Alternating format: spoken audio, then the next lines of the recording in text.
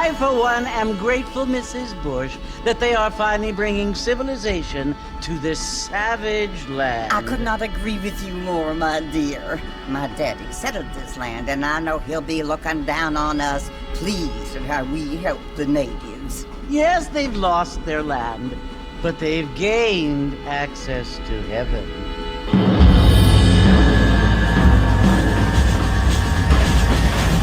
But Father, do you mean unless an innocent receives communion, they're destined to go to hell? That hardly seems fair. What I mean to say, Jenny, is that there is a great deal of difference between an innocent and a savage. I never thought of it that way. Yes, they lived like animals, but they're happier now.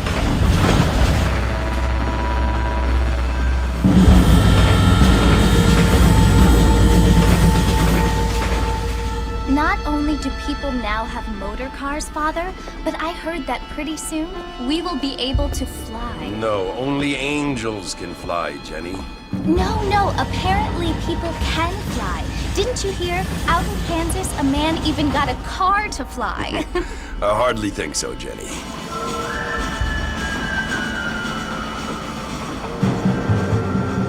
Apparently, Mr. Johns wants to run for governor, which is why he's so concerned with cleaning up the state.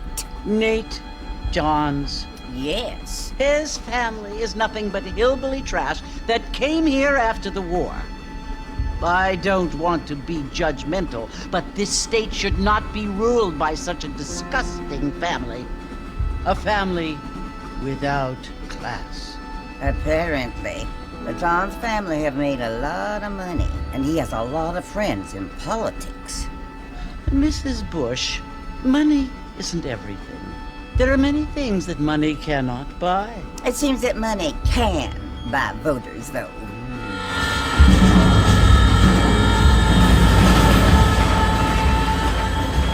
What you must remember, my dear, is that we have been brought here to spread the word. And the word and civilization, they are the same thing. They are the gifts. It is the opportunity we have, the chance to live among people who are decent and who do not kill each other, and who let you worship in peace. It's so confusing, Father. Sometimes I find it impossible to make the distinction between a loving act and a hateful one. I mean, they often seem to be the same thing. Yes, Jenny, it is confusing. But you only have to ask me if you need help. Indeed. Well, here we are, Mrs. Bush. Armadillo.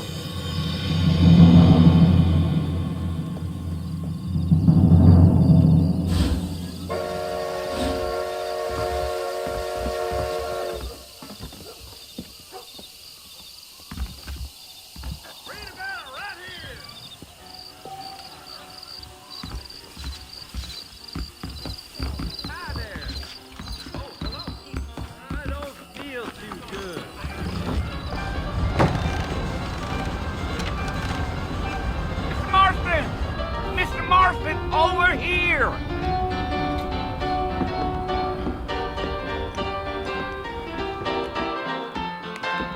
You must be John Marston. Sometimes. I'm Jake. Your friends from Blackwater hired me to guide you. They ain't my friends, but pleased to meet you, Jake. I got the horses saddled up and ready out front.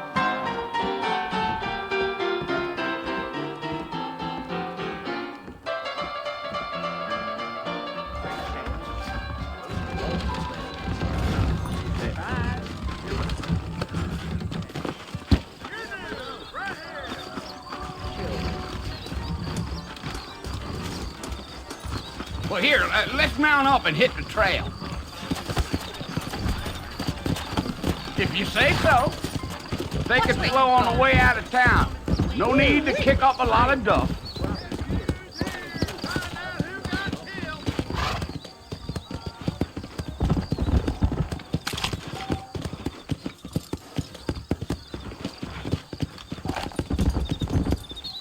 Whoa.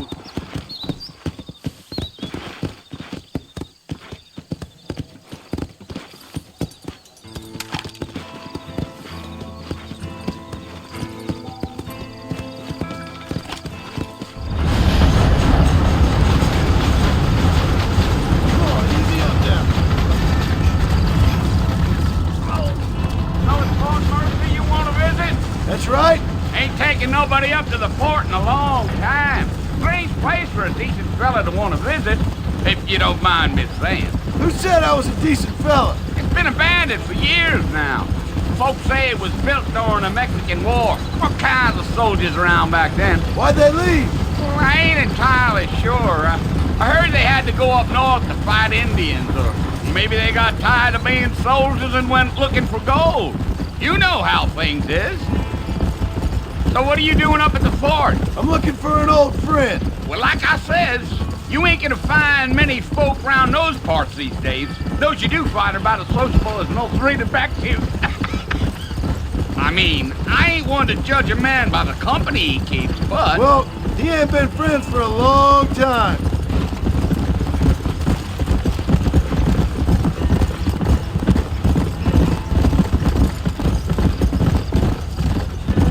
Are you planning on spending any time in Armadillo, Mr. Marston? I doubt it. I ain't planning on staying very long. Well, if you're fixing for some female company, you might need those bullets when we get to the port, Mr. Marston. Fine as cream gravy they are. Not like Thieves Landing. Dang, those girls ain't even fit for a drinking man to hold up with. I'm a married man, I'm afraid. Ain't we all?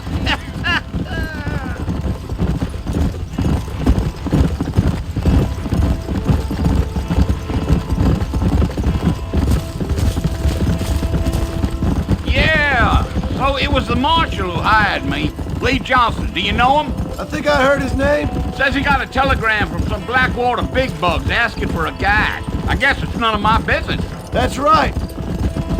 Yeah.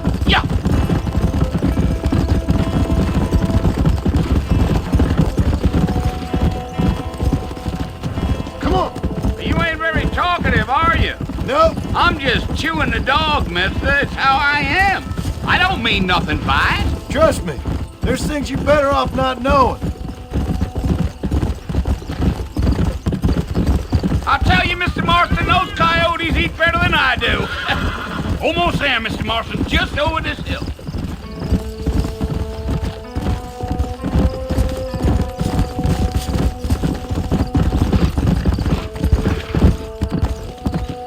Slow it up. Listen, mister.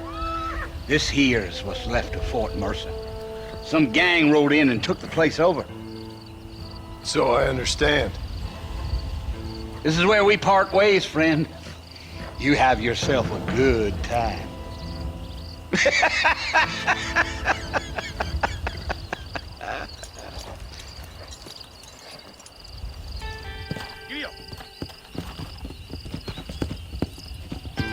Come on.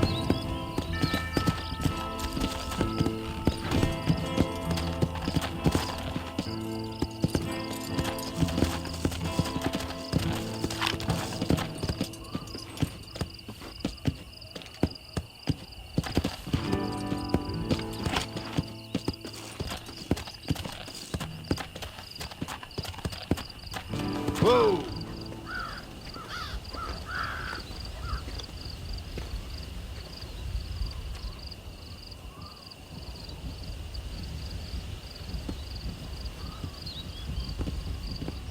Bill! Bill, I've come for you! Bill Williamson! Come out here right now! Go away now, John. Don't make me kill you. Nobody needs to kill anyone, Bill. You must think I was born yesterday. You always did think I was an idiot. That ain't fair, Bill. You were as my brother. I've come to try to save you. Oh. Do I look like I need saving? Bill, please. They want to kill us all. I can help you. Well, you never tried to save me before. You only seemed to save yourself. Bill, I implore you think about this. You implore me? You implore me? You always were one for fancy words. Oh.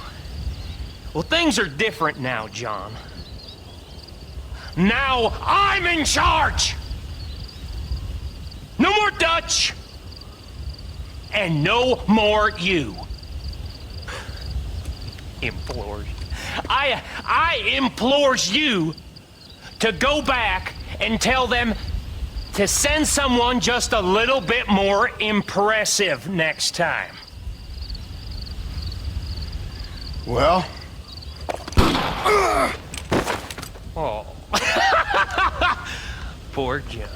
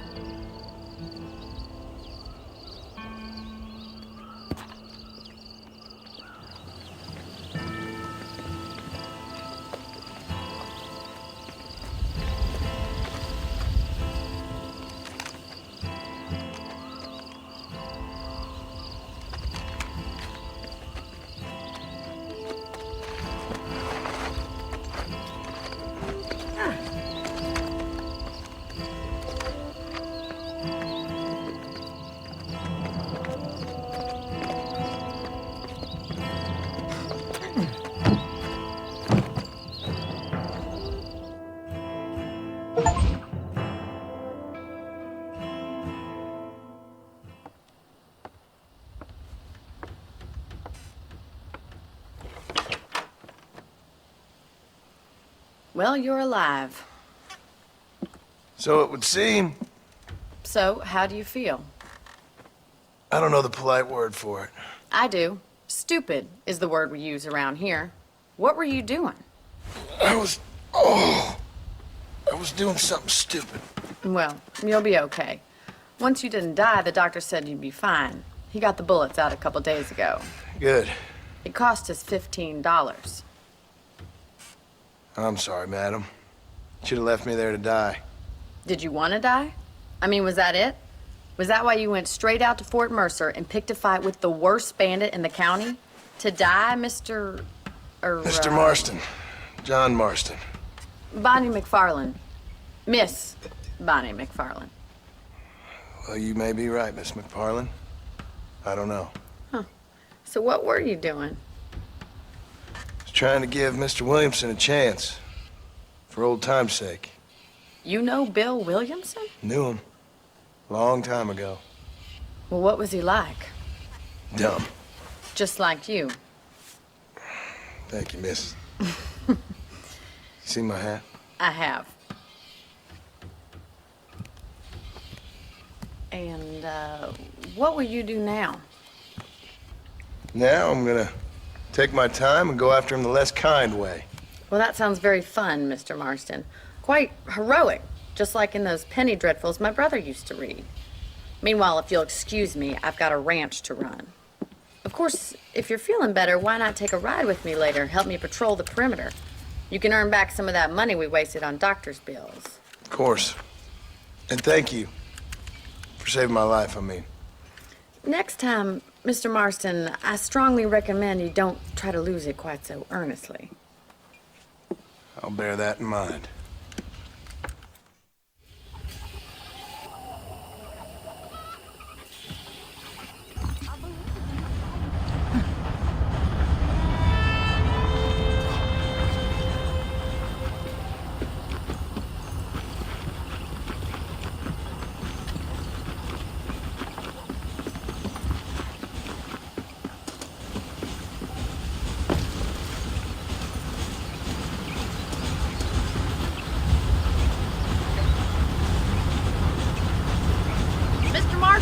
Back in the land of the living, I see. Figured it's about time I started paying back that $15.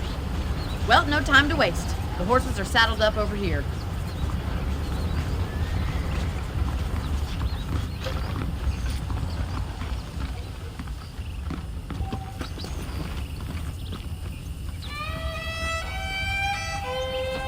There's the foreman's office. It's also where we lock up good-for-nothing outlaws, such as yourself. I'm happy enough with my current quarters right now, Miss McFarland. How are you today? I picked out a fine horse for you.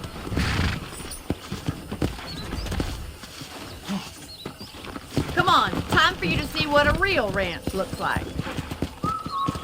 Come on!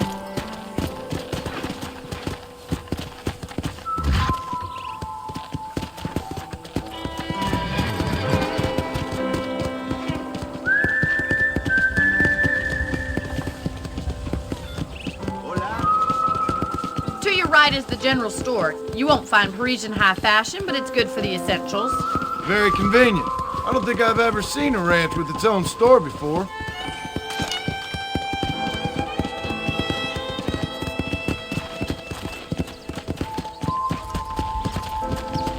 And here's the corral. This one's for the horses.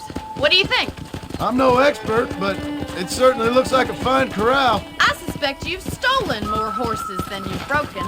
Now, where'd you get such an idea? First impressions are hard to erase.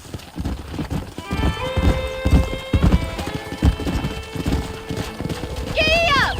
That's the train station. Things sure have changed since the line finally got finished, bringing in all sorts of new folk like yourself. Is that such a bad thing? Change is only good when it makes things better. Easy now. I don't have time to be waiting around.